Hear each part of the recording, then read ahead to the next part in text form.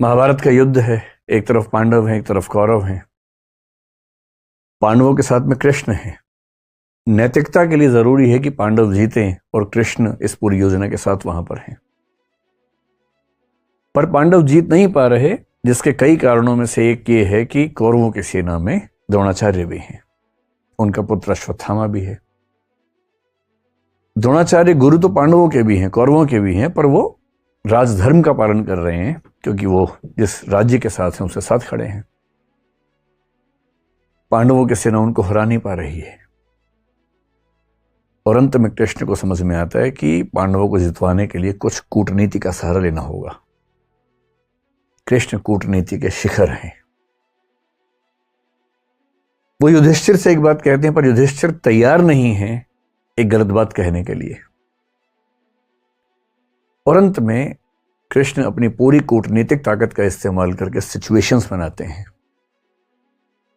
एक हाथी अश्वत्थामा नाम का, उसकी हत्या होती है। बात फैलाई जाती है कि अश्वत्थामा मारा गया।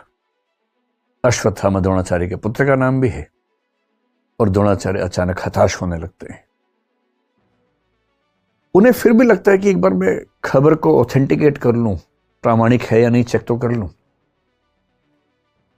तो वो अपने समय के सबसे प्रामाणिक व्यक्ति युधिष्ठिर से पूछते हैं। युधिष्ठिर धर्मराज हैं, झूठ नहीं बोलते हैं। पूरी पांडवों की सेना ने, टीम ने जब उनसे कहा, वो तब भी तैयार नहीं हुआ कि मैं झूठ नहीं बोलूंगा। लेकिन अब झूठ नहीं है। अश्वत्थामा की हत्या हुई है, हाथी की हुई है, तो क्या हुआ, हुई तो है ही। और तब भी वो चाह रहे हैं कि मैं पूरी बात बोलूं। द्रोणाचार्य ने पूछा, क्या अश्वत्थामा मारा गया? युधिष्ठिर कह रहे हैं, अश्वत्थामा हतो नरो वा कुंजरो वा। अश्वत्थामा मारा गया, आदमी था या हाथी था। लेकिन जैसे ही नरो वा कुंजरो वा कह रहे हैं, ठीक उसी क्षण में बहुत तेज शंख बजता है कृष्ण का, और उस शंख की आवाज में द्रोणाचार्य सुन नहीं पाते पूरी बात।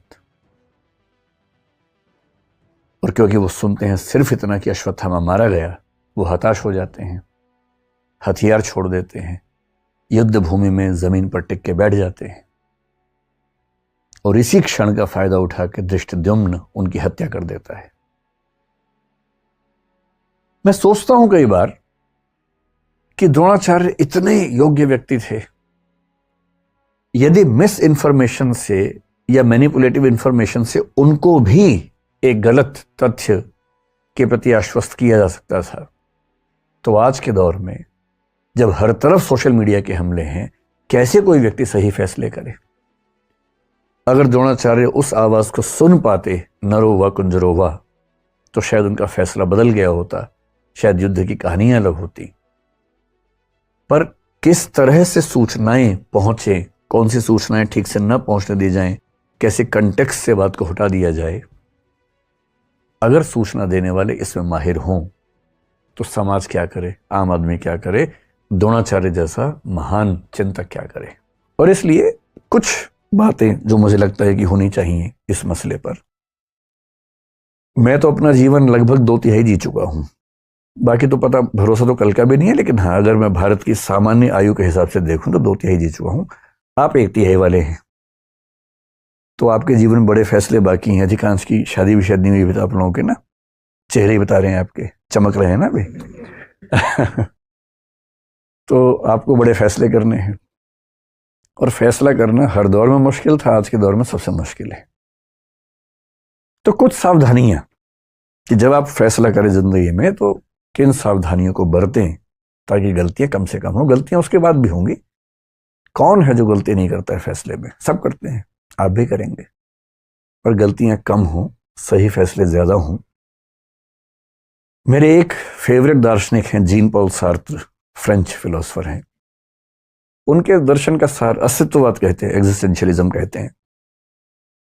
उसका सार यह है कि अपनी जिंदगी की कहानी हम लोग खुद लिखते हैं, और किस चीज से लिखते हैं? अपने फैसलों से लिखते हैं, निर्णयों से लिखते हैं।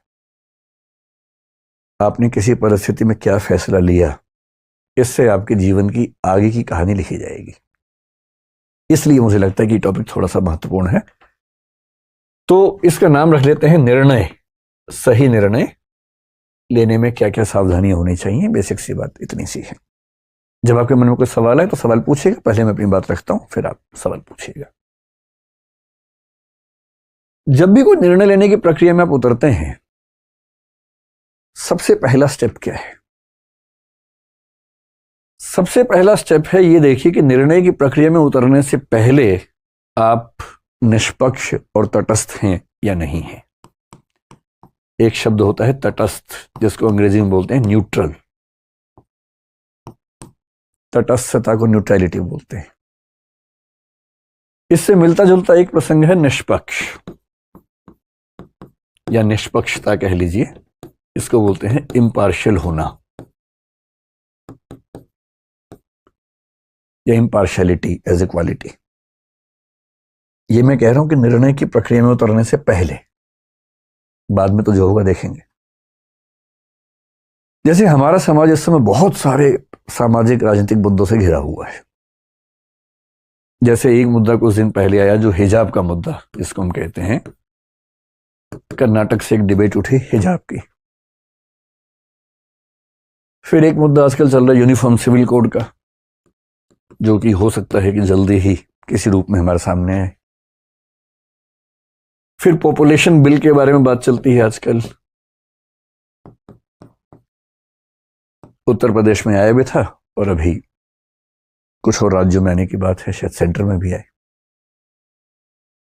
एक मुद्दा पिछले कुछ दिनों से कन्वर्जन का आप सुन रहे होंगे, धर्मांतरण का।